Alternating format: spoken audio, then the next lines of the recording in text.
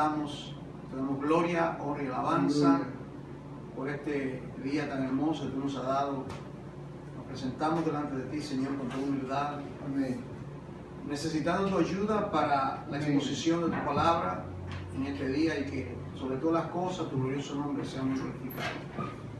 Ayúdanos a entender, ayúdanos a recibir y ayúdanos, Padre, a poder comunicarlo fielmente. En el nombre de Jesús.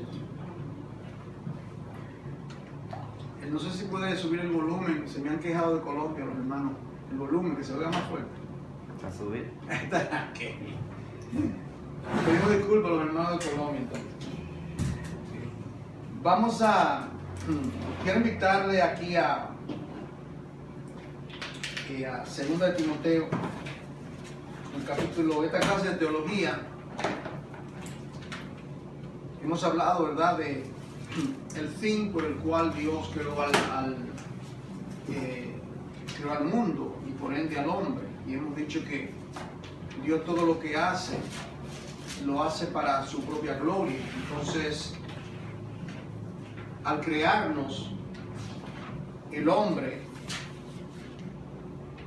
tiene que entonces vivir su vida para la gloria de Dios. Y eso lo hemos visto en muchos pasajes. Ahora, lo próximo que sigue, lo queremos ver ahora. Queremos ir a las Escrituras, porque aunque los cielos cuentan la gloria de Dios, esa revelación no es suficiente para nosotros poder aprender a glorificarle. ¿Me sigue? O sea, uno ve el libro llamado La Naturaleza, y los cielos cuentan la gloria de Dios, pero para Dios no es suficiente la obra creada para Él, para que nosotros podamos glorificarle. Entonces Dios nos ha dado, yo he dicho, Dios nos ha dado primeramente, Dios ha dado la naturaleza, lo creado. Dios entonces nos ha dado la revelación escrita, la palabra, y culminó con la revelación encarnada, que fue cuando el Verbo se hizo carne. Esas son 3 revelaciones que Dios nos ha dado. Y no la vi, cada una de ellas gloriosa, pero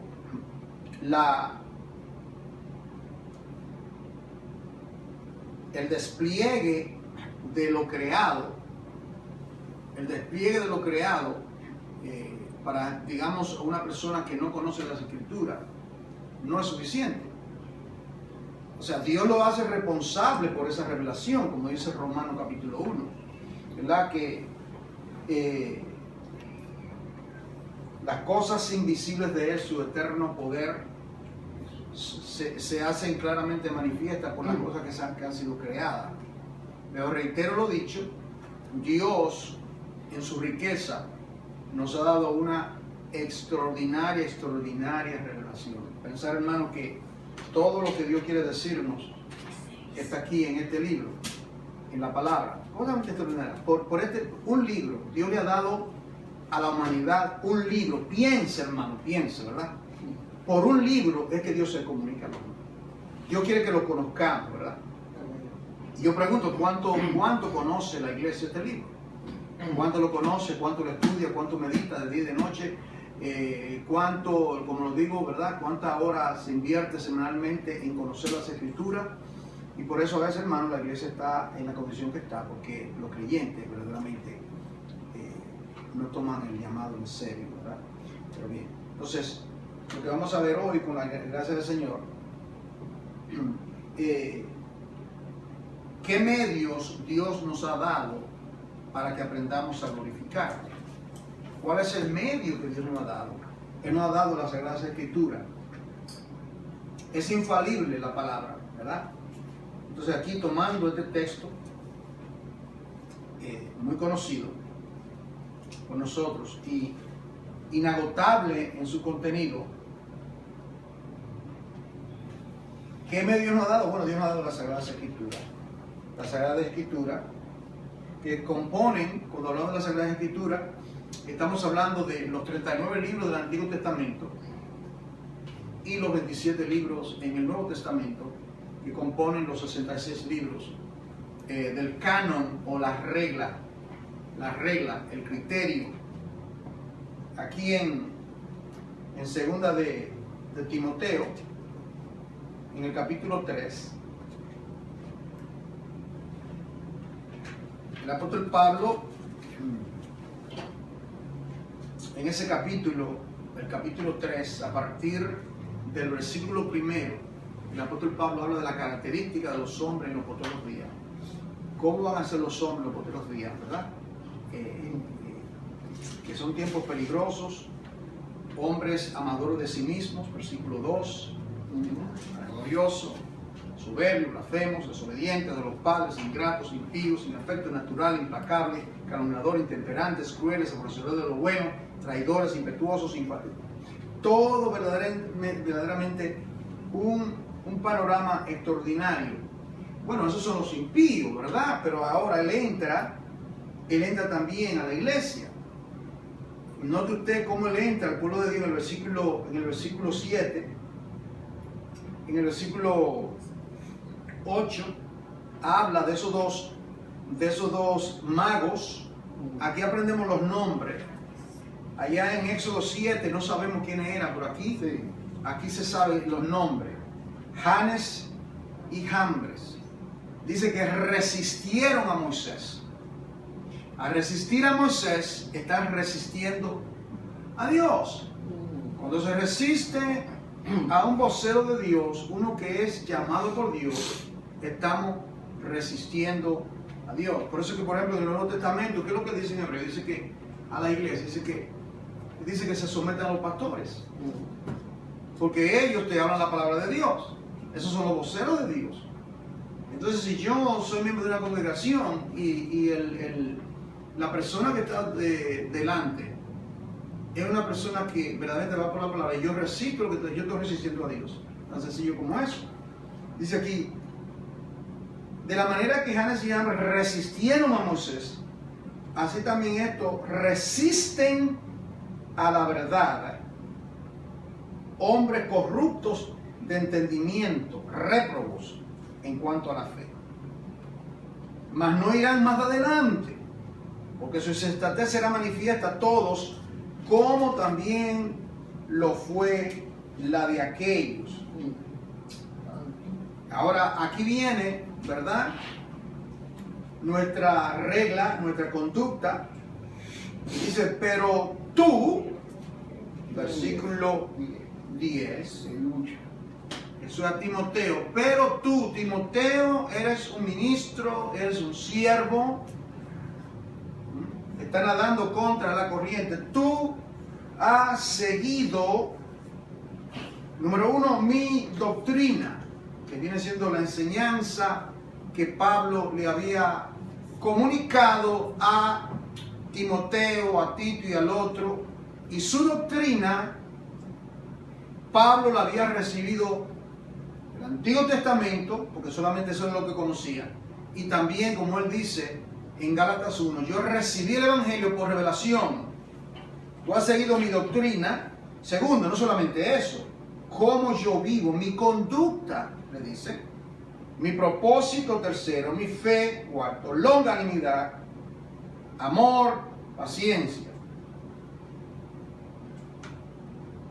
8 cosas, ¿verdad? Doctrina, conducta, propósito, fe, longanimidad, amor, paciencia. 7, no más. 8, persecuciones, padecimientos, como los que me sobrevivieron en Antioquía. Y ahora, le dice ahora aquí, otra vez más, versículo 14, pero persistes tú. Usted, hermano, persistes tú. Nada en contra de la corriente.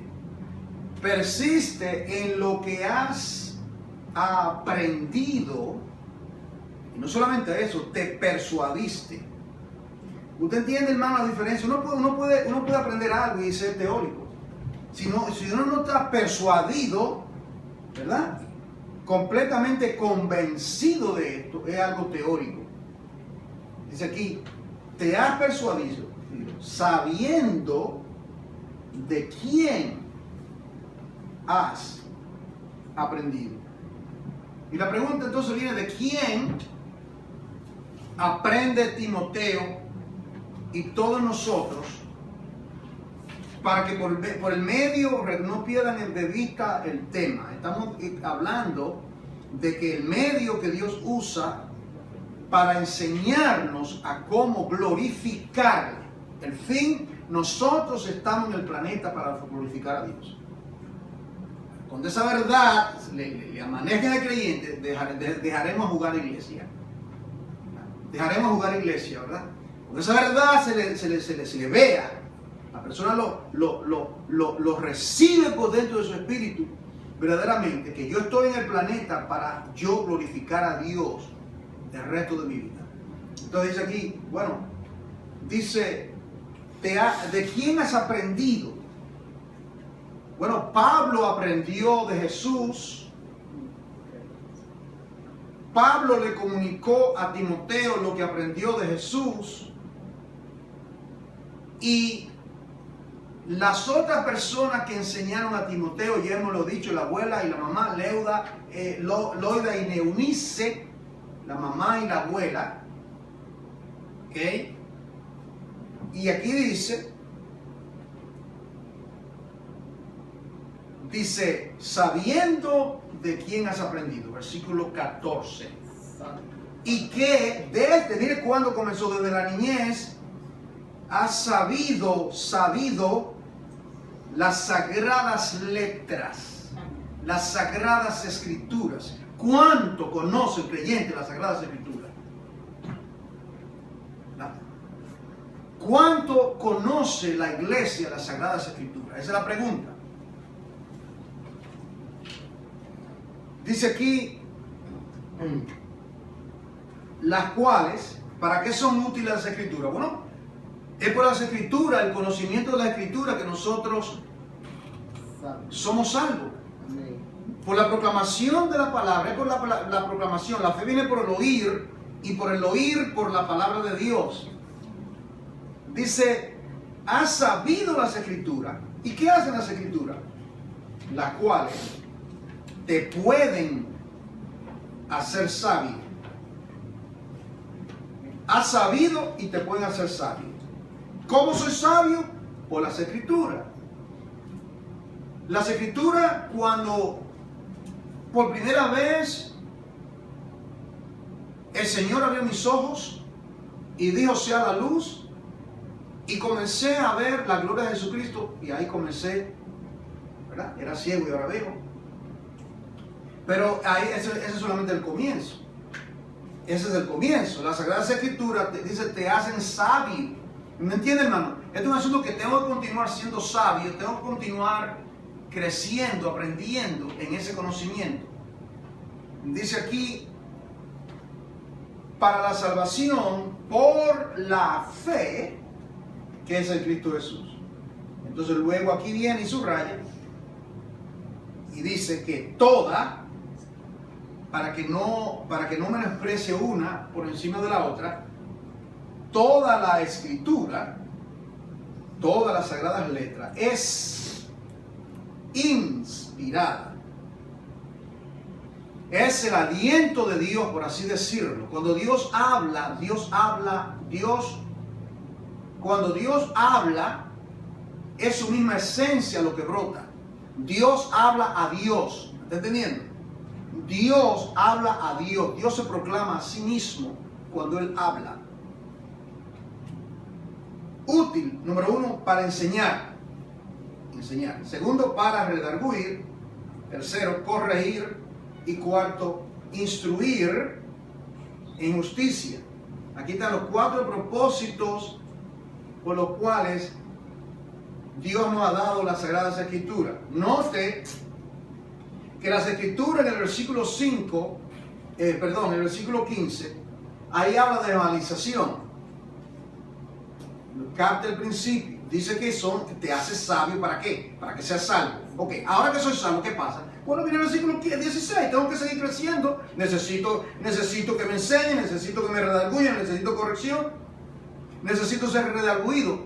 Entonces ahí está, no sé si usted puede verlo ahí claramente, ¿verdad? Está está lo que tiene que ver con la predicación y está el crecimiento de los creyentes por las mismas escrituras. Las escrituras, cuando fuimos salvos, el ABC, los primeros rudimentos, el discipulado, ¿verdad? Entonces luego con la misma escritura, ahora continúo no solamente con la leche, tengo que continuar, tengo que crecer, ¿verdad? Tengo que crecer en la gracia y en el conocimiento de nuestro Señor Jesucristo. Y dice, ¿con qué fin? Mire la mitad. ¿Para qué todo esto? A fin de que el hombre de Dios, no se refiere solamente al género masculino, el hombre de Dios, el creyente, ahí está la meta, sea perfecto, enteramente preparado para toda buena obra. Entonces, si no se ama las Escrituras, si no se estudia las Escrituras, ¿cómo puede el creyente estar enteramente preparado para toda buena obra? No va a saber evangelizar, siempre tiene temor, no aprende a aconsejar, no aprende a discipular a otros, no puede enseñar a otros, siempre tiene que estar llamando al pastor para que le ayude en esto y que le ayude en lo otro, porque siempre no crece, no continúa recibiendo la palabra de Dios, ¿verdad? Y esto se hace de dos maneras. Primeramente, nosotros privadamente estamos estudiando la Escritura, la leemos, escudriñamos en nuestros hogares, ¿verdad? Y cuando nos congregamos en nuestras respectivas congregaciones, sea aquí en la Iglesia del Cuerpo de Cristo, donde nosotros estamos en Nueva York, o en otra parte, o en el contexto de una célula hogareña, en el contexto de una reunión de mujeres, en el contexto de una reunión de hombres, el contexto que sea en capacitación ministerial, digamos que usted va a un instituto bíblico conservador, un seminario teológico conservador, donde verdaderamente se abra y se estudie las Sagradas Escrituras. No vengan con teoría, no vengan con cosas pragmáticas, cosas que no van por la palabra. Entonces, ahí se crece. A fin de que el hombre de Dios, el creyente, sea enteramente preparado para toda buena obra. Pásate a 2 de Pedro ahora, 2 de Pedro, en el capítulo 1. 2 de Pedro, capítulo 1.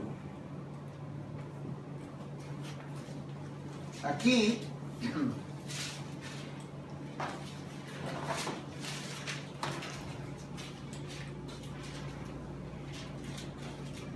el apóstol Pedro da testimonio de esa extraordinaria experiencia que ellos tuvieron allá si mal no recuerdo, en Mateo 16, donde el Señor se transfiguró, ¿recuerdan? Pedro, Jacobo y Juan fueron llevados a ese monte por el Señor se transfiguró delante de ellos, su sol resplandecía como el sol y también su vestidura. Y el Padre habla en el versículo 17 y lo señala y dice que Él tiene contentamiento en su Hijo. Este es mi amado en quien yo tengo contentamiento. A Elohim. Entonces Pedro dice, en versículo 18, nosotros, ¿quiénes somos nosotros? Pedro, Jacobo y Juan, oímos esta voz enviada del cielo cuando estábamos con Él en el Monte Santo. Eso está en Mateo 17, el día 16, 17 de 1 a 5. Mateo 17 de 1 a 5. Ahora, mira lo que dice él aquí. Ok, eso fue una experiencia. Yo quiero que usted, yo quiero que por la gracia de Dios usted capte esto, ¿verdad? Porque algunas personas creen que el Evangelio es su testimonio personal. Eso no es el Evangelio. O sea, ustedes dan su testimonio. Y algunos usan este texto. Oh, hermano, la Biblia dice que este Evangelio será predicado por testimonio. Y ellos creen que se refiere al testimonio personal. No sé si usted lo oído, ¿verdad? Y se paran en una esquina y dan el testimonio. Hermano, la Biblia dice, digo, eso no significa eso. No es el testimonio personal mío ni el suyo. El testimonio personal suyo es algo glorioso, una experiencia gloriosa, por eso no es la Escritura. Eso no es la Escritura. Entonces, aquí, mire, capte esto. él está contando una experiencia del tercer cielo, pero mire a qué es lo que le da crédito. Que Dios me ayude a entender esto. Bendito sea el Señor. Él tuvo una experiencia cuando Cristo se transfiguró y él dice, no se lleven de esto no es importante. ¿Qué es lo que dice el versículo? Tenemos también la palabra profética. Eso es lo que tiene peso, la palabra escrita de los profetas, no el testimonio de que yo vi al Señor, no se lleven de mí, porque de ahí solamente estuvo Pedro, Jacobo y Juan. ¿Ustedes ven, hermano, la importancia? Seguramente un creyente tiene una experiencia así, escribe un libro a ver si saca plata, ¿verdad? Va a escribir un libro. La palabra que usa, segura. Tenemos también la palabra profética más segura que esa experiencia, ¿verdad? A la cual hacéis bien en estar atentos como a una antorcha que alumbra en lugar oscuro. Estamos en tinieblas y de la única manera de poder salir de la oscuridad, tener sentido de propósito, ¿verdad? En el contexto de lo que estamos hablando, de la única manera de poder glorificar a Dios es con esa antorcha. La antorcha constantemente, Salmo 119, versículo 105, lámpara es a mis pies tu palabra, brega a mi camino, la palabra, ¿verdad? La luz es la palabra de Dios, la luz. Eso fue, usted ha notado que lo primero que Dios creó fue la luz, ¿no ha notado? Después que hubo el caos, en el versículo 2 de Génesis 1, en el principio creó Dios los cielos y la tierra, ¿verdad? Versículo 1, y luego viene el versículo 2, y la tierra estaba desordenada y vacía. Es como una contradicción. El Dios que crea, el Dios que es perfecto, ¿cómo es que ahora la tierra está desordenada y vacía? Podemos contestar con una de las parábolas. Un enemigo hizo esto. Amén. ¿Recuerda lo que Cristo dijo cuando hubo que sembró cizaña? Y él dijo, un enemigo hizo esto. ¿Por qué está la cizaña? ¿Por qué está la tierra en caos? No voy a entrar en eso, pero está en Isaías 14 y Ezequiel 28. La caída del querubín protector, el maligno, el diablo, la serpiente antigua, es de la única manera, porque en el libro de Isaías dice que Dios no creó la tierra, ¿verdad?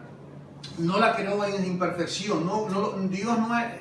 Dios no es el autor de la confusión y del caos.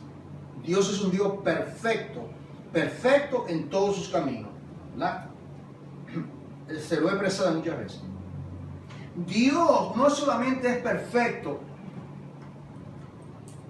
en lo que Él hace, es perfecto en lo que Él hace, es perfecto en cómo lo hace. ¿Y por qué lo hace? La finalidad de por qué lo hace. Y no solamente eso. Dios es perfecto en lo que dice y cómo lo dice. Presten atención, por ejemplo, cuando Él repite algo. Cuando Él dice algo, cuando dice santo, lo dice 3 veces. ¿Por qué dice 3 veces y no dice 4? Bueno, santo, santo, santo, Padre y Espíritu Santo. ¿Por qué usa el número 7? ¿Por qué cuando habla con él? ¿Por qué cuando se refiere al hombre, la marca de lo que dice el número 6? Eso está ahí en la Biblia. Hay que aprender, hay que saber, hay que escudriñar. Como digo, queremos perlas y queremos encontrarlas, no queremos verdaderamente sudar, escarbar y tocar, y tocar, y tocar, y tocar, y tocar, y tocar. Uno se encierra con el Señor, ¿verdad? Y uno va delante de Él. Digo, Señor, enséñame, yo quiero entender esto. Abre mi mente, abre mi corazón, dame entendimiento. Y usted sigue ahí, digo, no te dejo hasta que no me bendiga. ¿Verdad? Cuando uno toma un texto, no voy a dejar esta escritura Mira, hermano, hay escritura que yo, años y años, yo quiero entenderla, yo no lo entiendo todavía, ¿verdad? Y ha habido escritura que han pasado años y de repente sea la luz y el Señor me da entendimiento en ese momento, al momento que Él quiera. Pero vuelvo y digo, hermano, hay que ser diligente, y el pueblo de Dios, en su mayoría, no es un pueblo diligente, no lo es, en su mayoría. No es diligente, tiene mantener en televisor, en un chiste o en cualquier tontería, ¿verdad? Le llama más la atención eso que las cosas espirituales, ¿verdad? Ahora bien, dice aquí,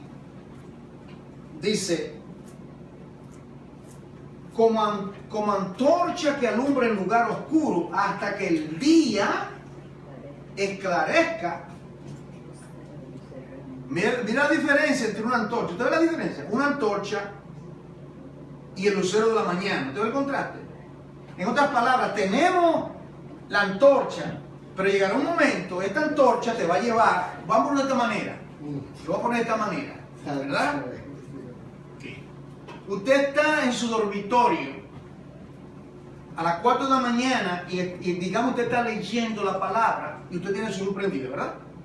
Y usted está ahí, pasa y de repente, mira por allá y abre la ventana. Usted está prendida. Usted abre el shade porque ya tú no necesitas esa lucecita si ya con ese sol tan radiante te alumbra todo el cuarto. Eso hice yo esta mañana. Ya amaneció y estaba despierto temprano. Abre la ventana y que entre el sol, que penetre, ¿verdad? Porque eso es más glorioso. Entonces así es que dice, bueno, está una antorcha, te guía, esta antorcha te guía, pero hasta que aparezca el lucero glorioso de la mañana, con toda su gloria, con todo su resplandor. El lucero de la mañana. El lucero de la mañana salga, mira dónde que va a salir, en vuestros corazones, en vuestro entendimiento. Y luego dice, entendiendo primero esto. Esto es lo que primero que hay que entender. ¿Qué es lo primero que tenemos que entender? Que ninguna profecía de la Escritura es de interpretación privada. Todas las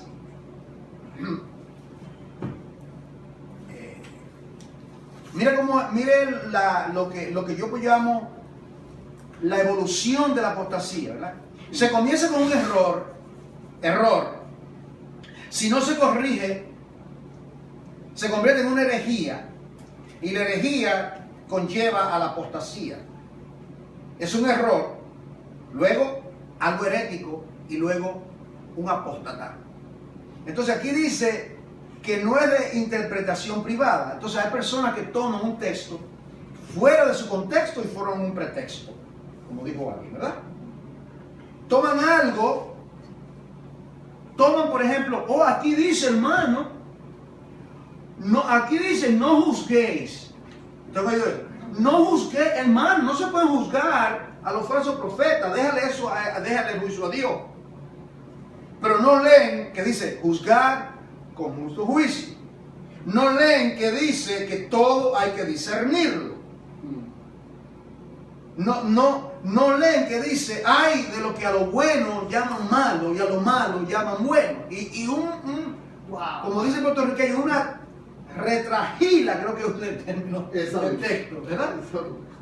De texto, donde está un montón de textos que te dice que debe de juzgar, que debe de discernir, que debe de ser entendimiento, que no tiene gato por liebre, que tiene que te sea sobrio y tú vas a permitir que te ¿verdad? ¿Por qué corre el dinero falso? Porque se parece al verdadero. Disculpen los colombianos. Allá en Colombia, en el mismo aeropuerto, en la casa de cambio, me dieron a mí un dinero falso. Increíble, ¿verdad? Wow. ¿Qué sabía yo? Yo llego y necesitaba cambiar y luego ese mismo día voy a comer algo porque tenía hambre, 5 horas en un avión y digo, ¿qué hambre tengo? Y me dice, señor, no podemos aceptar ese digo, yo acabo de, eso es falso. ¿Qué pasa? ¿Cómo voy a saber yo que era falso? para mí todos eran iguales. Yo miraba, creo que era 5,000, no sé, bolívares, no sé cómo lo llaman. Sí. El asunto es que todo, yo tengo los cuantos. ¿Y qué sabía yo? Tenía que interpretarme lo que eso significaba, porque para mí $5,000 son $5,000. Yo vivo en América y yo digo dólares es lo que hay acá, ¿verdad? Entonces, ¿por qué corre? Porque se parece al verdadero. Entonces, así es. Entonces, por eso es que no se, la falsedad tenemos que contrarrestarla con la verdad, con la palabra de Dios. Y por eso es que para glorificar a Dios tenemos que conocer las Escrituras. Este es el punto que estamos haciendo. Y dice, porque ninguna profecía fue traída por voluntad humana. Por voluntad humana. Hay muchos libros escritos por los hombres que dicen ser de inspiración divina, ¿verdad? Pero ninguno de ellos son de inspiración divina. El libro de los mormones, algunos quieren citarnos los escritos, por ejemplo, de Elena G. White, de Adventismo, y la lista es larga. Entonces ellos dicen, le quieren dar el mismo peso a esos escritos de hombres, como si fuesen las Sagradas Escrituras. Los libros apócrifos que aparecen en la Biblia católica, por ejemplo, no son parte del canon. No son parte del canon, ¿verdad? No fueron aceptados. El Señor, como Dios, había determinado de que su revelación fuese dada a la humanidad, el gran regalo que Dios nos ha dado por este libro. Piensa, hermano, por este libro. Usted tiene el mapa y por este libro es el mapa, ¿verdad? Que nos guía para enseñarnos, para corregirnos, para instruirnos, para que nos deleitemos, para que conozcamos a Dios. Hermano, y podemos estar, yo digo, 1.000.000 de años más la eternidad. 1.000.000 más la eternidad. Y no terminamos nosotros de unexhausted, ¿cómo se dice en español? Inexhaustible. Estoy exhausto. Que no se agota, inagotable. Inexhaustible se dice en inglés. Estoy pensando. Inagotable, que no tiene manera de. No termina. Si no fue la profecía, la palabra, no fue traída por voluntad humana, ¿verdad? Esto no fue lo que dos viejitas se pusieron a hablar, o dos viejitos, una mecedora, y comenzaron a hablar, cuentos. Esto es palabra de Dios, esto es palabra de vida. Esta es la palabra de Dios que vive y permanece para siempre. Y es por ella que nos ayuda verdaderamente a contemplar. Todo está relacionado, hermano. Y cuando el Señor comience, como dice Pablo en Romanos 12, la renovación de nuestro entendimiento, usted comienza a relacionar todo en la vida al propósito de Dios. Y para hacerlo, Dios nos ayuda, nos da las Escrituras. Todo lo que usted ve, usted lee el periódico, usted lo interpreta por medio de las Escrituras. En su matrimonio, en su relación conyugal, en su relación con su esposa, con su hijo, en cualquier cosa que acontezca, usted todo lo ve por la óptica de la palabra de Dios, porque todo está en la mano de Dios. Un terremoto, eso está bajo la mano de Dios. Un tsunami, bajo la mano de Dios. 9/11, eso no tomó a Dios por sorpresa. Dios es soberano, Dios conoce todo. Él es el Dios que conoce todo y llama las cosas que no son como si fuesen. Y nosotros tenemos que, como el pueblo de Dios, tenemos que comenzar a vivir a la luz. A veces los creyentes, las personas inconversas, no ven ese estilo de vida en nosotros. Es igual que yo, mira, igualito, ¿verdad? Igualito. Y no, porque no somos como la sulamita, ¿verdad? No somos como la sulamita. ¿Dónde está mi amado? Oh, ¿habéis visto lo que ama mi alma? ¿Qué es tu amado más que otro amado? ¿Y qué es tu amigo más que otro amigo? Le dije y que ella comienza a describirlo, lo cual es evidencia de que tiene comunión con él. Y por eso que ella dice, mi amado es blanco, mi amado es rubio, su pelo, su piel, su aliento. ¿Por qué? Porque tenía comunión con él, lo conocía. Y las otras amadas creían que era con otro, que tu amado con otro amado. Entonces los impíos verdaderamente y nuestros creyentes no ven esa pasión que arde en la vida de los creyentes y no se atraen. No sienten atracción hacia él, ¿verdad? Estamos en una misión en ese cuerpo de Escritura de que nuestro nivel, ¿verdad? El nivel de nuestra pasión por él pueda llegar a que estemos ardiendo, ¿verdad? Por el Señor, como dice Pablo. Ferviente en espíritu. Ferviente, pero que hierva, ¿verdad? Que hierva verdaderamente y dejemos verdaderamente bien esa vida esa tibieza, ¿verdad? Como a veces digo, si Dios te impactara con esta verdad que te estoy proclamando, estuviera brincando, que tu cabeza tocara el techo, pero se dicen verdades. Usted ve a veces creyentes como si estuvieran hablando de pelota, se queda como un, ¿cómo le llaman eso? Un iceberg, un pedazo de hielo, como que no le penetra, y se le estamos hablando de las cosas más gloriosas que hay en el planeta.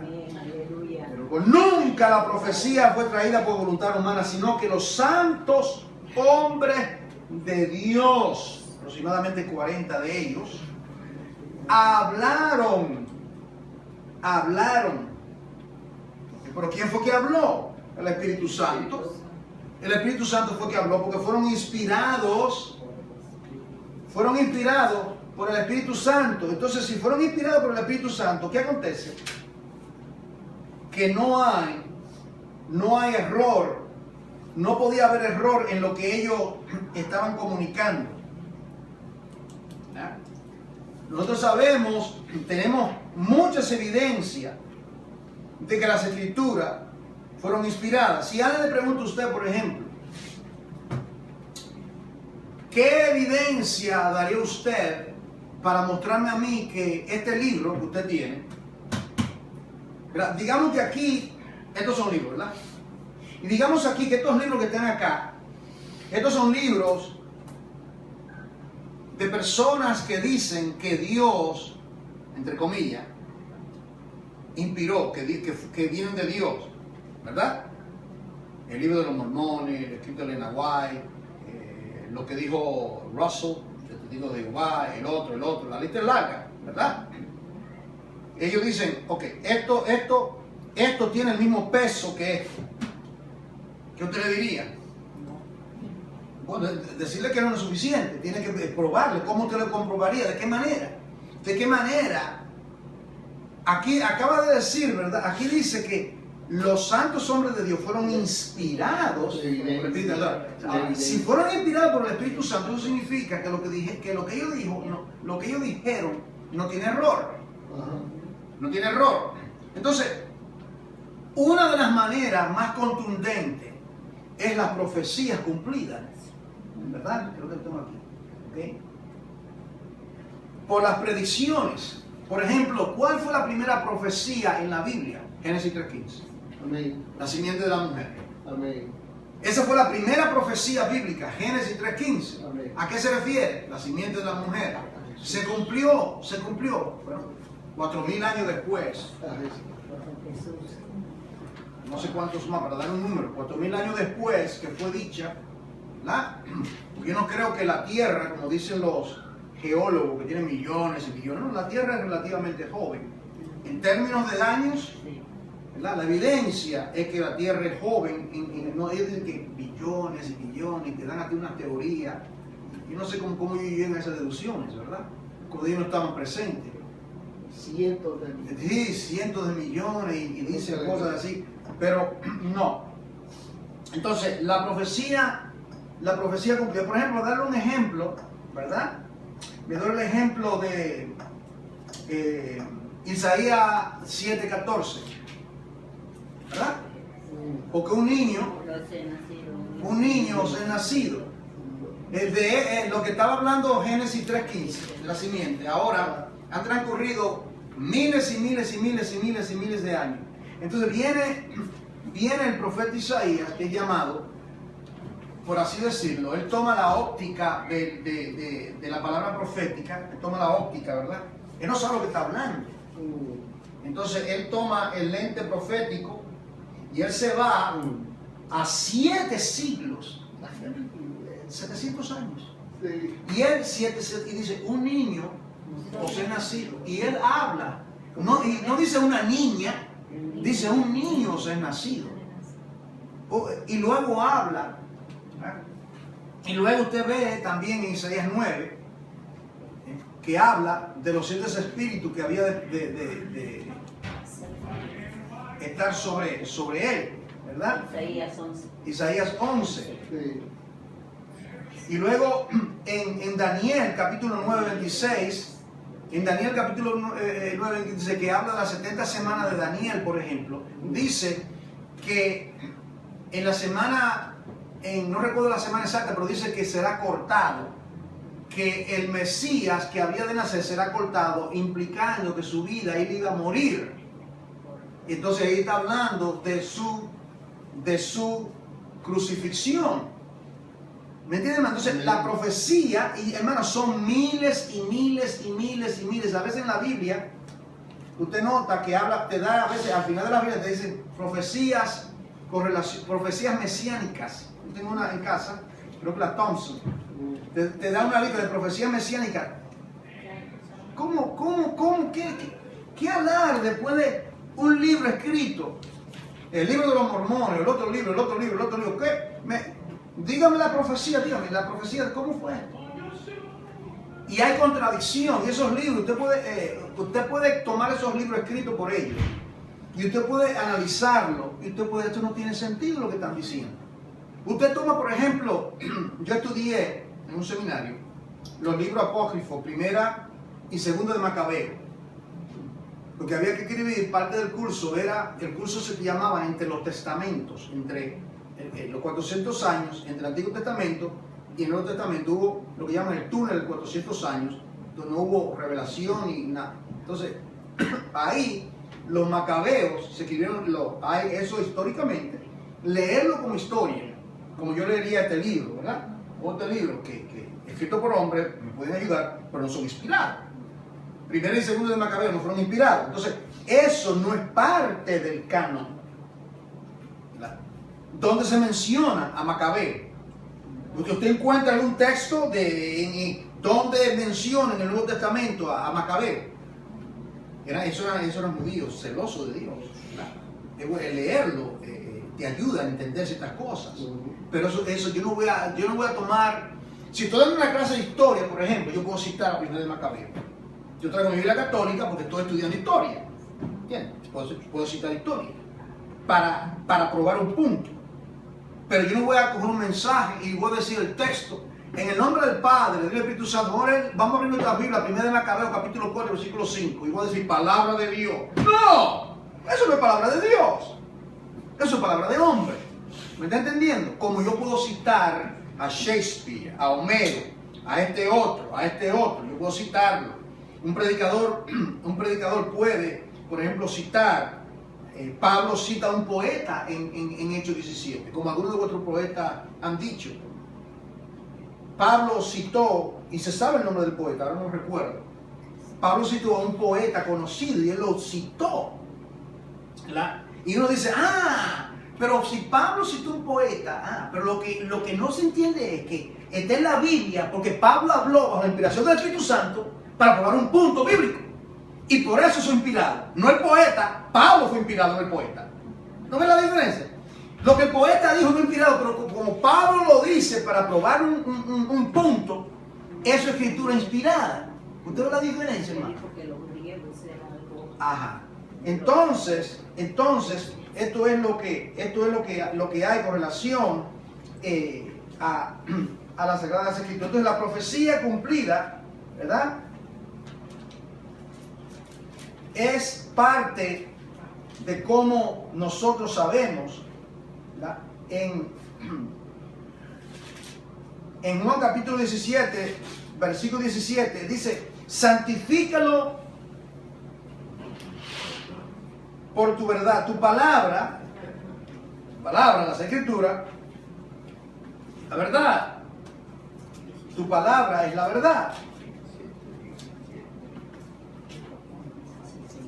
Es importante verdaderamente que entendamos que la profecía cumplida es parte de lo que podemos nosotros usar como evidencia, ¿verdad? También se puede usar la autenticidad del Mesías, ¿verdad? Porque Jesucristo, el Hijo de Dios, y no otro hombre o otro falso Cristo que se ha levantado. Porque Él es el Mesías prometido y no otro. Porque ciertamente han venido otros Cristos, ustedes lo saben. ¿Y por qué particularmente Jesucristo? Bueno, porque Él fue profetizado. Toda la, ¿cómo decir? Tomando las escrituras, ¿verdad? Y de las escrituras, como si las escrituras fuese el cauce, fuese el manantial, y de las escrituras salen diferentes rayos, diferentes canales, y cada uno de esos canales es una profecía, ¿verdad? Del libro de Génesis salen, del libro de Éxodo, de Levítico, de Número, de Deuteronomio, de los profetas menores, de los profetas mayores, y cada. Entonces, cuando todos esos canales convergen, te encuentras con Jesucristo. Todo va llevando, y cuando tú vienes a ver cada cosa, cada profecía, cada palabra, todo, cuando viene a ver, en Jesucristo se cumple todo. Su nacimiento virginal fue profetizado, ¿verdad? Su tribu, de la tribu de Judá, no de la tribu de Leví, que según el hombre tenía que ser, ¿por qué no fue de la tribu de Leví si era la tribu sacerdotal? ¿Por qué no fue? La respuesta es muy sencilla, porque ese sacerdocio levítico iba a terminar, era humano, y era repetitivo, y el de él era eternal. Y también porque en el libro de Génesis, capítulo 49, hay otra profecía mesiánica que habla cuando Jacob iba a morir, estaba en el lecho de su muerte, llamó a sus hijos y comenzó a profetizar. Y entonces lo llama a él el cachorro de león, y habla de Silo, y habla de la tribu de Judá. Ahí se cumple todo eso. En el Salmo 22 te habla la crucifixión. Me han rodeado toros de Basán. Repartieron mis vestidos. Amén. Habla de la crucifixión. En mi sed me dieron a beber vinagre. Y continúa. ¿En quién se cumplió todo esto? ¿En quién se cumplió todo esto? Pero verdaderamente lo que sepulta el último clavo en la caja de los agnósticos, de los incrédulos, con relación a Jesucristo, es su poderosa resurrección de los muertos. Pues si Cristo no ha resucitado, dice Pablo, vana es nuestra fe. Comamos y bebamos, mañana moriremos, vamos a gozar en la carne, vamos a pecar, porque hay placer en el pecar. O sea, el pecado, ¿sabes lo que es el pecado? El pecado es una promesa de un placer que compite con el placer máximo que es Dios. Entonces, en otras palabras, está el máximo placer que es Dios, lo que Dios representa. Y el pecado es una promesa de que lo que ofrece es superior a Él. Esto me ayuda a mí a entender lo que es el pecado. Lo que estoy diciendo me ha ayudado a mí a entenderlo mejor. Entonces, uno toma ejemplo de todo árbol del bosque podés comer. Eso es obediencia. No solo de pan vivirá el hombre. Lo que yo te estoy diciendo es tu supremo bien. Eso es lo máximo, obedecerme. Y el diablo dice, ¿con qué ha dicho Dios? ¿Hay algo mejor que eso? ¿Sabe Dios? Te está escondiendo algo Él sabe que si tú comes de este algo que te está ofreciendo, ¿ves? Entonces el pecado te ofrece un placer que aparentemente, piensa en eso en torno al pecado, porque hasta nuestro último día en la vida estaremos luchando con el pecado. Piensa en esos términos, que el pecado es una promesa de un placer superior a lo que Dios nos da. Por eso que dice, ¿cómo que dice ese salmo? En tu presencia, delicia, a tu diestra para siempre. puede el pecado puede decir, en la presencia del pecado hay plenitud de gozo, delicias para siempre, sí, delicias, la delicia que vas a tener, ¿sabes cuál es? La condenación eterna, condenación eterna, porque eso es lo que es el pecado. El pecado es una promesa falsa que nos promete a nosotros un deleite superior. Por ejemplo, le puedo dar muchísimos ejemplos, ¿verdad? Un hombre le es infiel a su mujer, por ejemplo, decide ser infiel a su mujer, ¿verdad? Entonces, teniendo su mujer, que es pura, es santa, que puede satisfacer sus deseos sexuales, decide irse con una ramera. Ah, porque bueno sería, mira, no te está viendo nadie, está en otro lugar, y tú puedes pecar. Una promesa de un placer que es muerte, porque lo dice la palabra, los placeres pasajeros, efímeros, ¿verdad? No puede compararse Amén, aleluya. a el gozo de estar con su mujer, de ser una sola carne, en pureza, en santidad, con una conciencia limpia delante de Dios, y ahora se va a contaminar con una mujer de quién sabe de dónde viene esa persona. Y no solamente eso, pecar contra Dios y estar en la garra del mismo diablo. Eso yo puse este ejemplo bien fuerte, pero eso se aplica a cualquier cosa. Puede ser la codicia, a robar, a mentir. Amén. Eso es lo que hace, lo que hace el pecado, ¿verdad? Entonces, es importante verdaderamente que nosotros entendamos, me desvié un poco porque encontré importante que hablemos de lo que tiene que ver con el pecado, porque para eso vino Jesucristo. Porque Jesucristo dice que Él vino para deshacer las obras del diablo. Para eso es lo que Él vino. Eso es lo que Él vino, para deshacer las obras del diablo.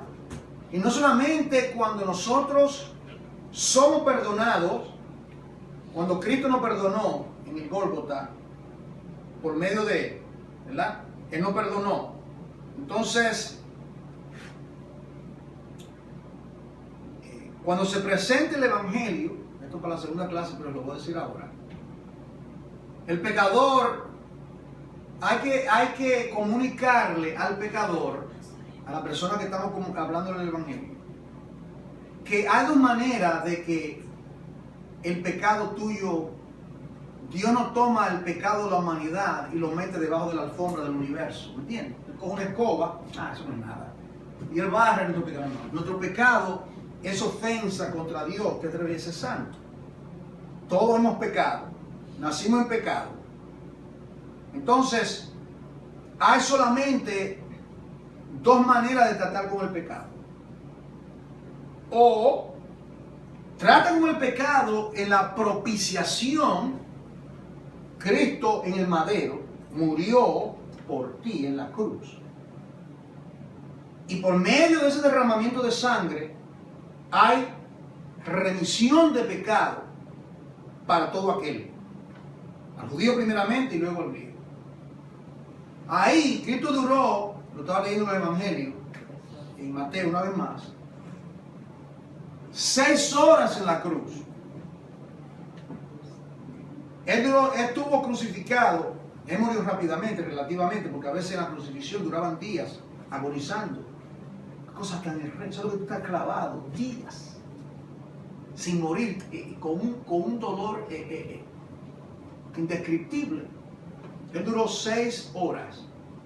Le preguntaba por qué 6, ¿verdad? No lo voy a decir, solamente piensa. Úsala, ¿verdad? Úsala, vamos a usarla. ¿Por qué 6 horas? Entonces duró 6 horas, lo dice, y hubo gran tiniebla en la tierra. ¿Recuerdas? Hubo gran tiniebla. Y hubo ese terremoto y hubo hasta resurrección. Y Dios, consumado es, terminado está. La obra gloriosa, perfecta. Entonces, mi pecado, yo abrazo, recibo ese perdón, recibo ese arrepentimiento, recibo esa oferta de perdón y tengo vida eterna. Si la rechazo, pagarás por tu pecado infinitamente en el infierno. Esos son mensajes que usted no oye constantemente, la gente no quiere predicar. Porque la gente, tú sabes, hay que ponerle pañito tibio. Pero esa es la gran realidad que hay que darle a conocer, no solamente a los pecadores, a la iglesia misma. A los que quieran jugar a la iglesia y creen que ser creyente, venir a la iglesia el domingo, el martes, el otro día, y no toman las cosas de Dios verdaderamente, ¿verdad?, en serio. Entonces, hay que decirle,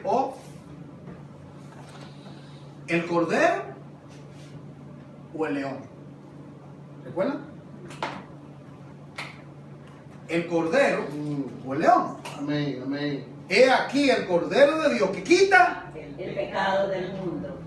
Pero que vi la diferencia, dice que él miraba, Juan, creo que sí, dice que él miraba y de repente él vio un cordero como inmolado de pie.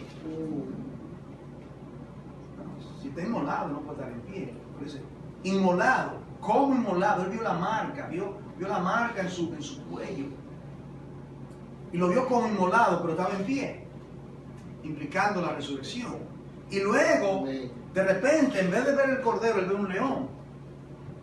He aquí el león de la tribu de Judá ha vencido. ¿Cómo fue que venció? Bueno, en términos, el cordero venció en la cruz. Venció en la muerte. La muerte de Cristo, su expiación, su derramamiento de sangre, lo que él hizo, ¿verdad? Y cuán glorioso tiene que ser ese mensaje que tenemos que predicar y proclamar a voz en cuello.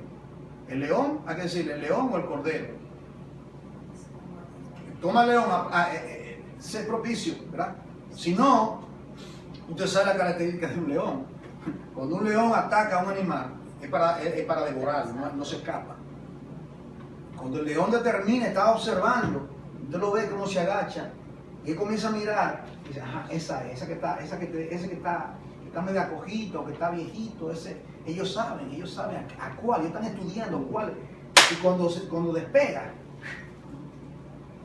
a veces no es uno solo, son 4 y 5, y cogen hasta una jirafa, hasta un búfalo, un elefante, ellos se les lanzan hasta que el cordero o el león, hay que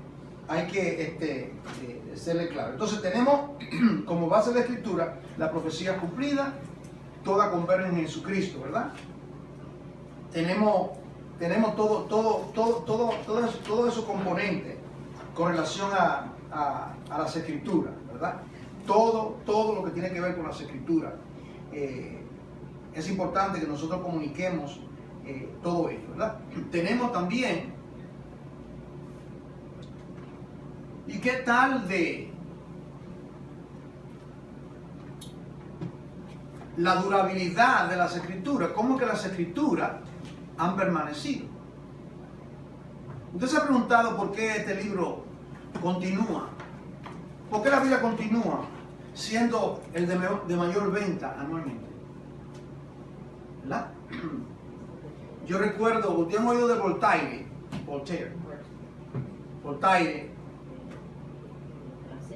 Voltaire era un ateo francés y escribía, entonces tenía una imprenta en Francia, él tenía una imprenta y él ahí en esa imprenta, él escribía sus libros en contra del cristianismo, blasfemando a Dios. Entonces él escribió, antes de su muerte, él dijo que dentro de 100 años, él dice, era como algo profético, que la Biblia iba a ser un libro en las reliquias de los museos. que, o sea, un libro ya... Pasado de moda. Me encanta cuando Dios le da un tapaboca cuando le da un tapaboca a los arrogantes. Sí. Él murió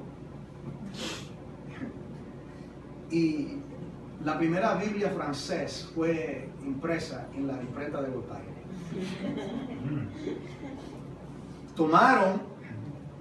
Tomaron su imprenta, hicieron la traducción de hebreo y de griego, y una de las primeras Biblias fue impresa, la imprimieron en la misma imprenta del Voltaire, que decía que la Biblia, ¿verdad?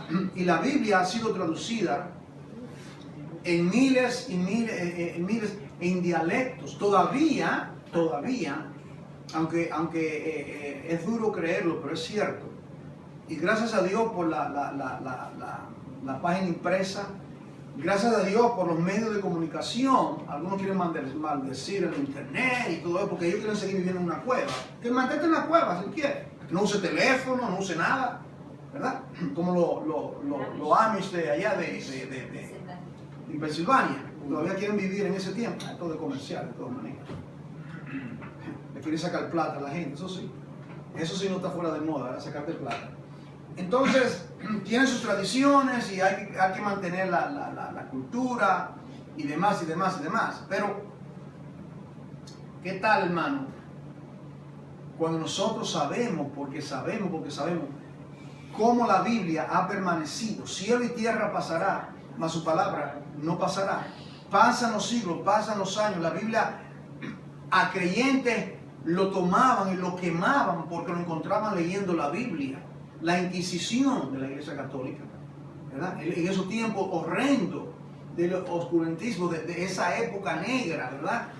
Medieval, donde no era prohibido leer la Biblia. Yo no sé cuántos de ustedes, yo ciertamente, yo recuerdo cuando iba a Santo Domingo, a misa era en latín. Y quizá ustedes de verdad. Sí. Era en latín, no era en español. Lo saben. ¿Qué cosa? Por poco digo, qué cosa más estúpida. Por poco lo digo, ya lo digo. Yo voy a una iglesia para oír palabra de Dios y el sacerdote me da la misa en latín cuando él sabe que apenas hablo español, cibaeño y matado, como decimos nosotros. Y yo recuerdo y yo le decía a la tía mía, pero tía, yo no entiendo lo que él dice. Mira muchacho, eso es palabra de Dios. Había que preguntarle al sacerdote, no entiendo lo que lee, lo que está diciendo, ¿verdad? Yo no entiendo lo que tú me estás diciendo. Entonces, como dice Pablo en 1 Corintios, que cuando alguien habla la palabra de Dios, si no se habla con claridad, ¿cómo se va a entender lo que la persona está diciendo? Entonces es importante, amados hermanos, que nosotros entendamos la palabra de Dios. Vamos a darnos hasta ahí, hermano. Que Dios les bendiga grandemente. Amén.